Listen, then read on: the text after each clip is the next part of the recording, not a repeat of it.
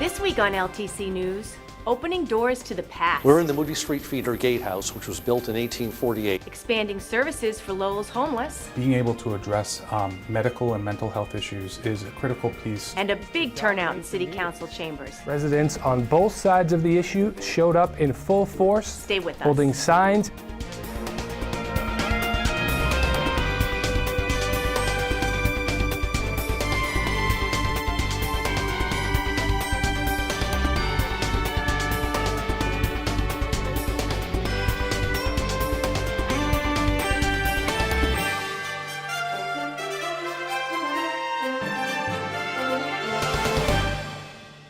Welcome to LTC News. I'm your news anchor, Alanna Flood. The Lowell Transitional Living Center plays an important role in our city, helping our homeless population transition from a shelter bed to a more permanent home. The organization, which provides meals, emergency shelter, and assistance, was recently awarded a $50,000 grant to add a mental health wellness team to its services. The grant was provided by Circle Health, the parent company of Lowell General Hospital. I spoke with Jade Campbell, Executive Director of the Lowell Transitional Living Center, about how the grant will assist this vulnerable population. So the grant from Circle Care is going to help develop a mental health wellness team. Really a team with a case manager and clinician who are able to reach out to our folks here at LTLC that have some significant mental health issues. We're really working to help them integrate back into the community more effectively and make sure that they are getting connected to the services they need in order to be well. How much of an issue is adequate mental health care for this population? It's really a very large issue. It's very important to get people connected to resources because frequently the folks we see have untreated mental health issues and are not even aware sometimes that they have them. How will this impact the lives of the people that you service? Really, our goal is always to end homelessness amongst the people we serve. And being able to address medical and mental health issues is a critical piece to allow people the stability in their lives to be able to manage their own apartment or manage their own housing. This grant will also offer the opportunity for the Lowell Transitional Living Center to partner with people that provide alternative therapies. Can you explain what some of these therapies are? Sure. Well, we have a larger focus on wellness that we are instituting at LTLC. And so things like yoga, things like nutrition, things like exercise are important pieces for many treatment plans for people who have mental health issues. And so we are focused on providing those options and resources with the team that we're establishing. How many people does the Lowell Transitional Living Center service? In a typical year, we serve about 1,300 to 1,400 people in the community with at least a meal. When it comes to people who are living without a home, we served about 965 people last year who stayed with us at least one night because they had a housing crisis and had nowhere else to go. How big of an issue is homelessness in Lowell? Well, it's a big issue to anybody that's homeless, and there are many, many people who are homeless on any given night. Homelessness is really a function in a lot of ways of a lack of affordable housing. It's very hard for our folks to be able to afford the housing that is in the area. So it's a very big issue for those individuals. So this grant will help you with mental health care services for this population. What is the link between homelessness and mental health? Well, certainly studies have shown that the many more people that have significant mental health issues are much more likely to be homeless. The American Psychological Association, for example, estimates at least 2 times as many people with mental health issues are homeless than the general population. It is estimated that about a quarter of people who come through our doors or any shelter's doors have significant mental health issues. If just with common sense, frequently these issues, whether it's depression, anxiety, or thought disorder like schizophrenia, make it harder for them to just reach out and work with other people. And really, homelessness is all about alienation. It's about being unable to make connections in order to get your social need of housing adequately addressed. And so when it's harder for people to approach other people, or it's just harder to relate to other people, that just exacerbates and increases the issue of homelessness. And so we're looking to reconnect people by engaging them and moving them towards a more connected life. It's impressive to see the array of services that the LTLC provides, and as you heard, mental health services are essential to a holistic approach to dealing with homelessness. This week's City Council meeting drew unusually large crowds. Brian Dorrington, LTC Director of Municipal Programming, tells us why in his City Council Synopsis. Hello and welcome to the City Council Synopsis for the meeting of May 9th, 2017. The high school debate continues to dominate the meetings. Residents on both sides of the issue showed up in full force, holding signs and wearing pins to show support for their preferred site. Several residents filed petitions and addressed the council with their comments and concerns. I'm going to stop here for a minute and impart some vapid wisdom. I don't have a Facebook, but my sources tell me that the debate over the new high school has gotten nasty and vicious. The social media site that was once the perfect place to post cute puppy pictures has turned into a virtual battleground. My inconsequential advice would be to tone it down just a little bit. Lowell is getting a new high school. That's a good thing. While the physical environment of a school is important, the most crucial thing in education is the quality of the teachers and the dedication of the students. You could take math in a van down by the river, and 90 plus 9 will always be 99. It doesn't matter if you read Of Mice and Men in a coffee shop or a porta potty. Lenny will always be a threat to small animals.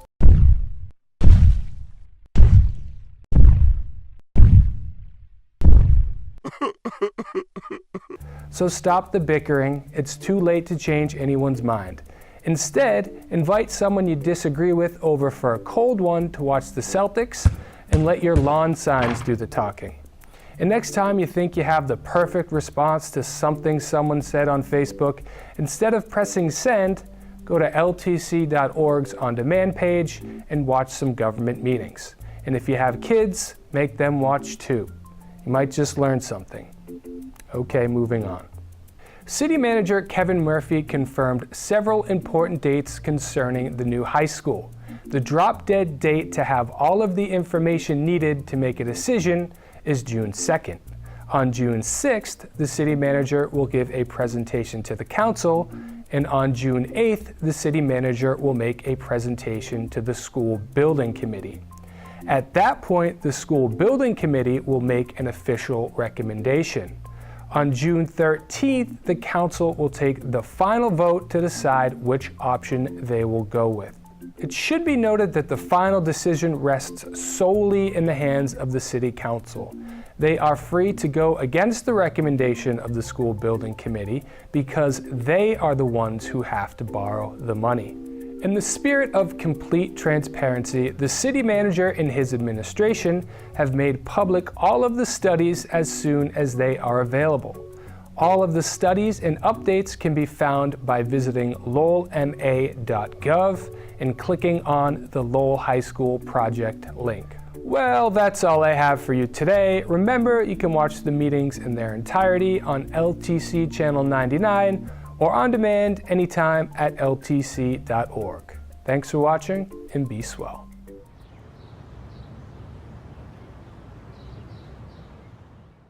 This is the 16th year of Doors Open Lowell. History and architecture buffs will spread out across the city to take a look at historical buildings that are often off limits to the general public. This free event is held during National Preservation Month, and the doors open on Friday, May 19th. It's a collaboration of the Lowell Historic Board, the Lowell Heritage Partnership, the City of Lowell, COOL, the Greater Merrimack Valley Convention and Visitors Bureau, and Lowell National Historical Park. Steve Stowell, Lowell Historic Board Administrator, gives us more details. We're in the Moody Street Feeder Gatehouse, which was built in 1848 as part of the Northern Canal Project. It actually helps control the water from two canals, the Western Canal, 1,000 or so feet away, into the Merrimack Canals. Well, Doors Open Lowell is an event that really allows people to experience history from the inside. There are a lot of buildings that during everyone's daily lives in the city, they may pass by and they never know what's inside. So this is the way of getting into some of the buildings that normally have, say, limited or no public access. The event's in its 16th year this year, and pretty much, we started it, after learning of an event in Toronto in 2000, who in turn had ripped it off from Europe and an event over there. But Lowell in 2002 was the first community in the United States to have a Doors Open concept, Doors Open event. For 2 days, we have nearly 30 buildings open. This year we'll have the Moody Street Feeder Gatehouse open, in which we're in now, but also 28 other buildings ranging from mills that have been rehabilitated to churches to small homes like the Gatekeeper's House at the Pawtucket Falls, and really everything in between. What'll be nice is the buildings are open over 2 days, Friday evening from 6 to 9 on May 19th, and Saturday during the day on May 20th from 10 to 1 and 1 to 4. So not all buildings are open at all times, so you kind of have to pick and choose, but we have roughly 8 to 10 open in each of those 3 periods. So this year for Doors Open Lowell, on Saturday morning at 11 a.m., we're going to be holding a special tour with our Park Assistant Superintendent Peter Osella and Park Architect Charles Tonetti, along with Steve Stowell, the Lowell Historic Board Administrator, and they're going to be riding the trolley. They're going to be talking about how to put new development inside of a historic district, and they're going to talk about the good, the bad, the ugly, the current projects, the past projects on a special 2-hour tour from 11 to 1, and that's a first come, first served basis. The trolley can hold 70 folks, so that'll be the capacity. And then from 1 to 4, we'll have a couple of great sites open that are very good for families. The Pawtucket Gatehouse is an amazing site. It is one of the reasons why the National Park Service came here to Lowell. The technology used within it is used in the Hoover Dam and the Three River Gorges Dam in China, but it was pioneered here in Lowell, and you can get up and touch it together. What's exciting is we also have not only the buildings open, but what we call Doors Open Extras, which are special tours, special activities that supplement a visitor's Doors Open experience. For example, on Friday night of the 19th of May, the Masonic Temple is open for viewing, but at 2 times that evening, they'll do a celestial light show in one of their large meeting chambers upstairs. We also have tours of City Hall that evening as well, and the trolley streetcar named Desire will be running until dusk that night. Saturday, we have other things, tours of the library, and a special tour focused on, new construction and design that is downtown. We're also excited this year to be partnering up with Made in Lowell on Friday evening from 5 to 9 in Lucy Larkin Park, where we'll have some live music, some food trucks, some vendors, and so on. So hopefully it'll create a nice atmosphere downtown, especially on Friday night. You can get the schedule and more information in the Lowell Sun on May 17th, at the Park Visitor Center on Market Street, and on their website, doorsopenlowell.org. Progress is being made on the installation of a new monument on JFK Plaza. Last week, they broke grounds on the site for Yeri Levan's beautiful monument to Lowell's Cambodian refugees. Soben Pin of the Khmer Post USA brings us the scoop. It's been several years since we first started discussing the installation of a monument to Cambodian refugees in front of Lowell City Hall. Now it's taking place. The Cambodian community is excited because it helps to tell the story where we came from and why we're here. Over 2 years ago, a steering committee was formed comprised of leaders from the Cambodian community and the city planning department, chaired by then Mayor Rodney Elliott. A monument design was selected by the committee after a call for local artists to submit their proposal. However, because of the irregularities in the selection process, the steering committee elected not to go forward with the fundraising at that time. In November 2016, a different design was chosen by a new committee, chaired again by City Councilor Rodney Elliott. The committee raised the $40,000 that was budgeted for the installation. The artwork is by renowned local traditional ceramist Yeri Levan. In 2015, Master Levan was a recipient of the National Heritage Fellowship, the highest honor the U.S. government awards in folk and traditional arts.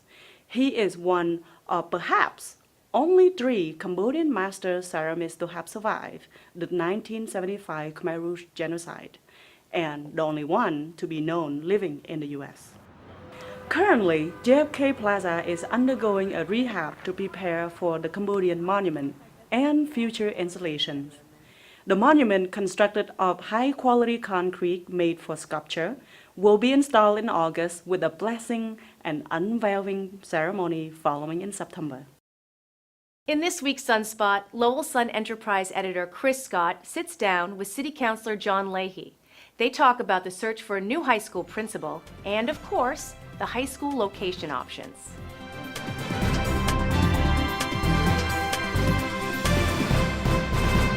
Hello, everyone. I'm Chris Scott, the Sun Enterprise editor. Thank you for tuning in to this week's edition of SunSPOT. With me is Councilor John Leahy. John, thanks for coming in. Morning.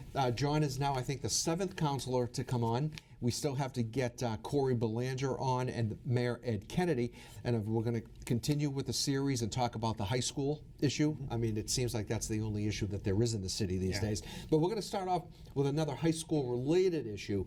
We'll talk about that for a few minutes, then we'll get on to the high school.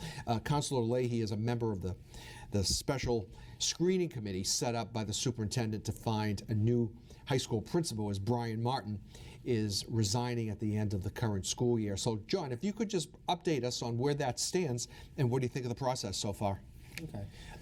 So yes, right now it's all the applicants are still confidential. We're in the process of screening them out, so we whittled down to an appropriate number where we're going to interview some candidates next week. So next Monday. You're interviewing how many next week? 7. 7. So, so far the process is going pretty well. The one thing that I was surprised at is that we didn't get more internal candidates from the Lowell School Department. All right, I'm going to interject here for 1 minute. Sure. I'm not asking Councilor Leahy this, but I do know that there's one in-house candidate, and that's the Director of Curriculum. That's Amy McLeod. That's not from John Leahy.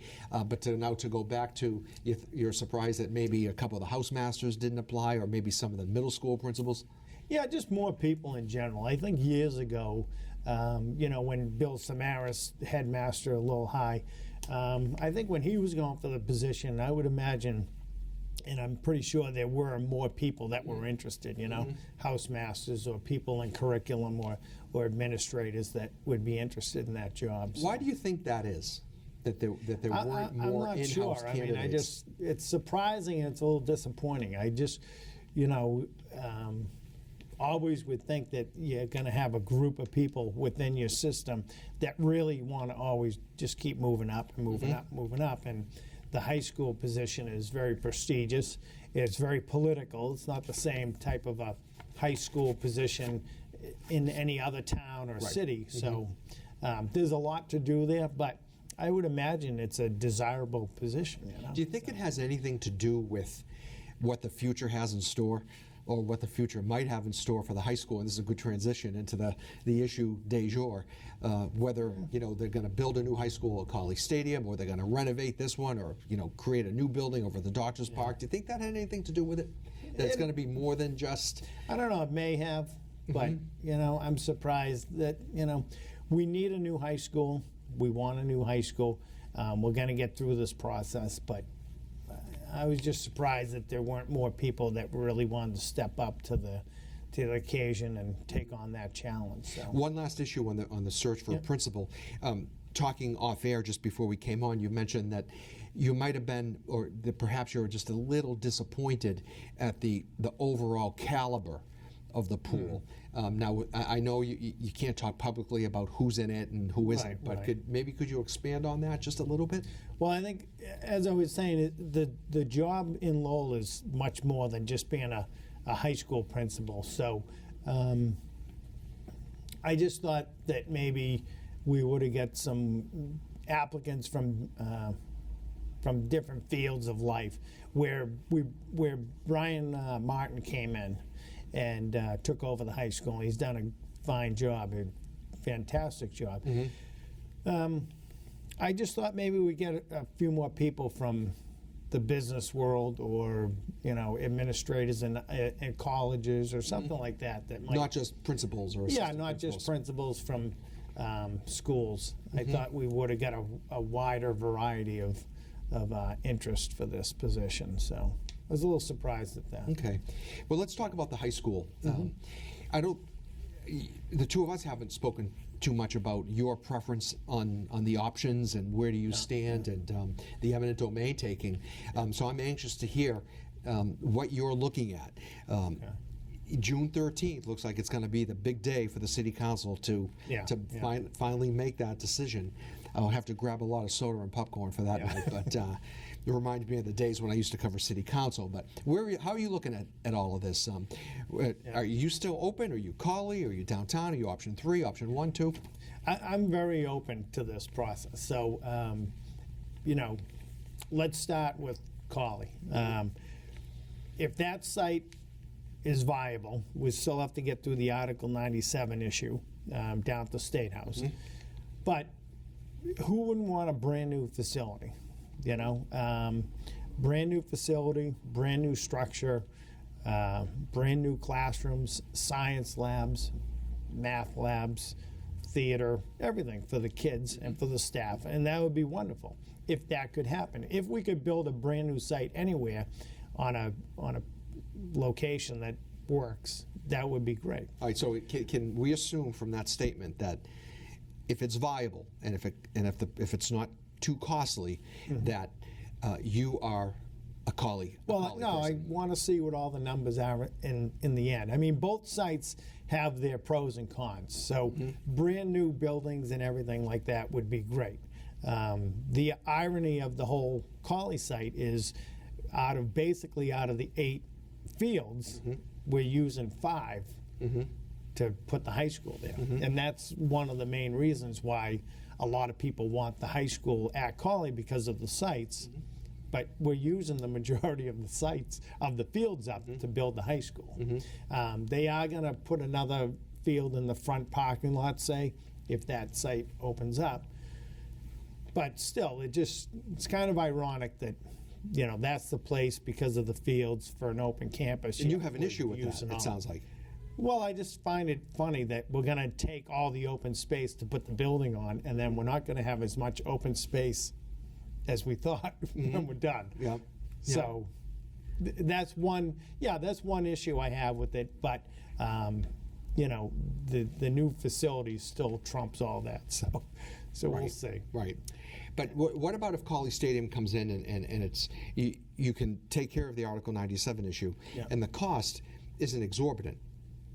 Is not. I'm sorry. Yeah. Is not. Yeah. You know, there's some estimates that it could be as high as $350 million, but we won't know that until later this month when you get your cost estimates. But I'm really trying to pin you down on this. So is Cawley really where you would like to see it if all these issues can work out? I can see the advantages of both sides. I'm going to wait for the numbers to come in, the studies, the traffic studies, the safety issues on both sites. So there's just too much information out there that we're waiting for to make a good decision. I mean, the downtown, traditionally the high school's been downtown. People like it downtown, the central location. I mean, you really can't beat the central location. You know, anybody from any part of the city can get into downtown without too much trouble. You've got the history of Lowell, the history of downtown, the history of the high school. I mean, that all plays a part. And then a lot of kids have after-school jobs or programs. They go to the Y, to the girls' club, using the library.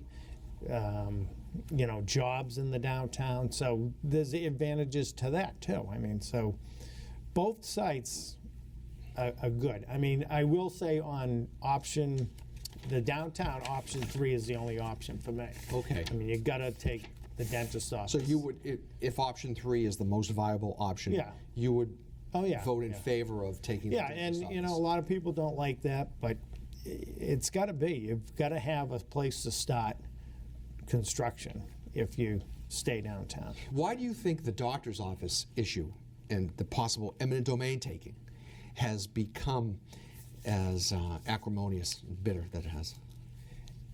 That one I'm not 100% sure on, but I do know that if the high school stays downtown, we need that land. So it should be, a fairly easy decision if the high school stays downtown, that we need to take that lot by eminent domain. We've done it in the past throughout the city, and it's for the public good. It's for the good of the high school, and it needs to be done.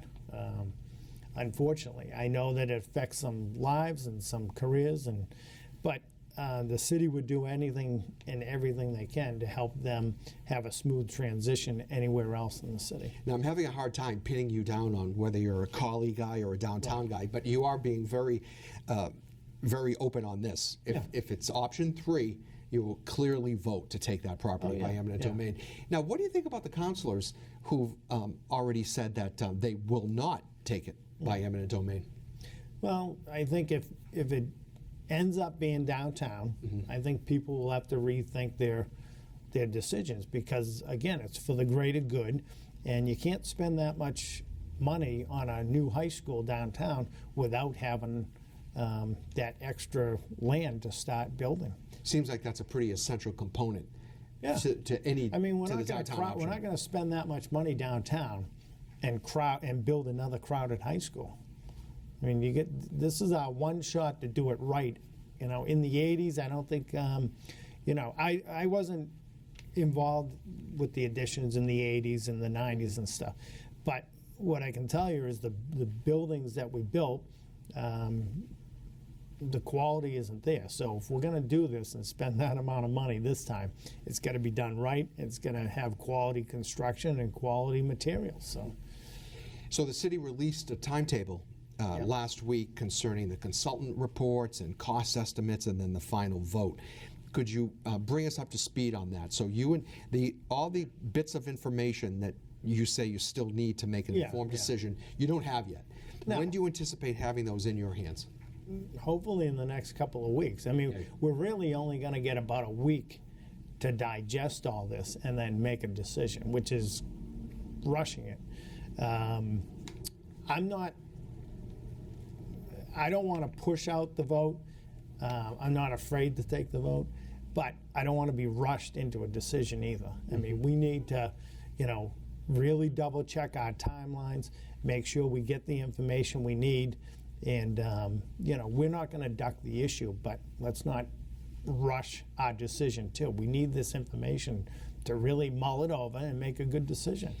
Do you think that the June 13th date on which the council will make that final vote, do you think that's hard and fast, that indeed will I think it's going to be close. I think we're going to get all this information, then bing, we got to digest it and make a decision. I'll probably have to hide out for a week in seclusion so I can read everything.